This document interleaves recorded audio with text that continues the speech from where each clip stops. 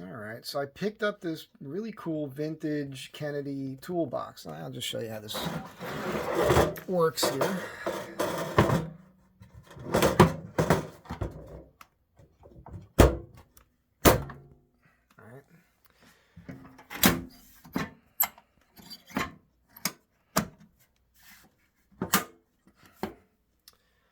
It's in pretty good shape. Didn't come with the key. I can pound that out, fix it. So this coffee table here has been a disaster area. It's just been a bunch of stuff piling up, pushing it around, and I've been accumulating.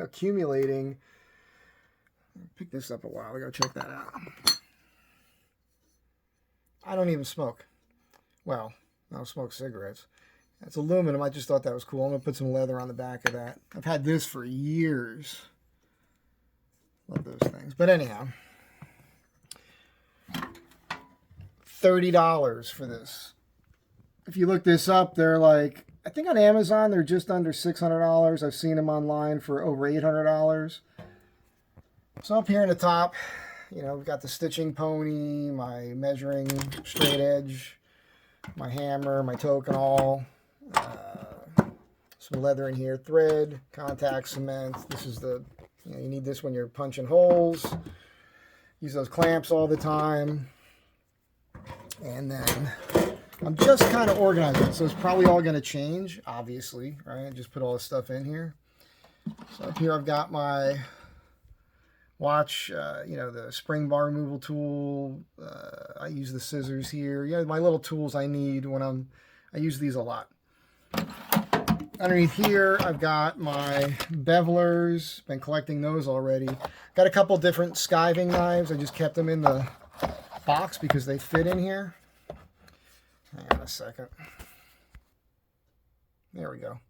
So I don't need to keep those tops on them, but they're nice boxes, so I just threw them in there for now. I've been using this already, but I got to make myself a strop on a hardwood and get some rouge to sharpen that. I'm going to play with this skiving knife today. And this center thing is just a bunch of miscellaneous, you know. Got my stitcher here, one of my rollers, some colored pencils, a little wrench down there. I use this a lot. So when you thread, right, when you do your threads, there's wax on them. So then I hit the wax on the threads with this real quick all the way around the perimeter, and it melts the wax off and darkens up the thread a hair. That's why you see these different colors on this thread right there, which I like. Makes it look cool. So that's just been a technique of mine that I've come up with. And let's see what we got here. So this is supplies, spring bars, and different buckles already that I've acquired and whatnot. This is for watch bands, obviously. This is my stitching thing. This is this rotary cutter I really like. You know, little thimble here, help push through the thicker leather when you need to. I put these on my pinky fingers. I've been using these same two needles for everything, and you can see how beat up they are from grabbing them with the pliers, and I'm still using those too. My stitching, pricking irons, hole punch set, dividers. This is great, man. When you prick with the irons through the leather, you use this here to push your material down and pull these out. You really need one of these. Those things are awesome.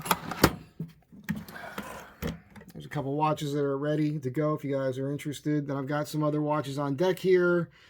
I'm making a band for this Panerai copy here. A point of interest on this, these little plunger things. On the original,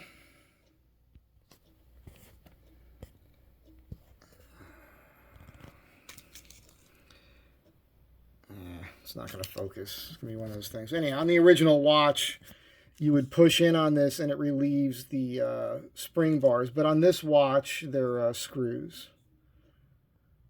I took them out last night, but that's okay. The push on this side here works to change the date. This is a really badass watch, actually. So that's going to go on this boon down here. I might get to that today. Get that one done. Similar to this one, but more robust. You know, so you can see what's in here. These are my templates already that I've been making for the boons I've made, so I can reproduce those. And then down here, it's just more supplies. We got some grommets, rivets down here, and copper rivets like you see in Levi's, a little bending jig here. Snaps down in here. I've got a kit to make do these eyelets here like you use on your shoes. There's a grommet kit in here. And some extra glue, another roller. You guys get the picture. So, you know, $30 for this box, and it is pretty much almost full already. And that's just what I've been acquiring in the very short period of time that I've been making these bands. Keep in mind, this was my first one. And even though this isn't perfect, it's pretty good, and I'm still really enjoying it. But this is a much thicker, this is what I would call the Gladiator watch cuff, because the bands are stitched to it, and it's double-sided bison hide. Lately, I've started putting the cowhide on the underside. It lightens it up a little bit, keeps it a little bit thinner, but I'll make more of these. To me, they look good in the black, but I need some black bison hide, so that's my next purchase here coming up soon. I don't know. I guess I'll get to this. So anyhow, pretty much everything fits in there except for the mat.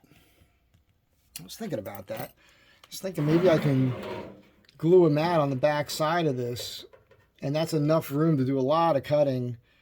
And then theoretically, I could take this kit with me in the van. It's a lot. This would be a lot to carry around, but by the time I'm done getting everything I think I need to do this leathercraft thing, I'll make it all fit in here, and I'll be in really good shape. So I could have a dedicated spot in the van, set that up on a shelf, and be out in the middle of nowhere, you know, doing some pretty high quality stuff when I'm bored, right?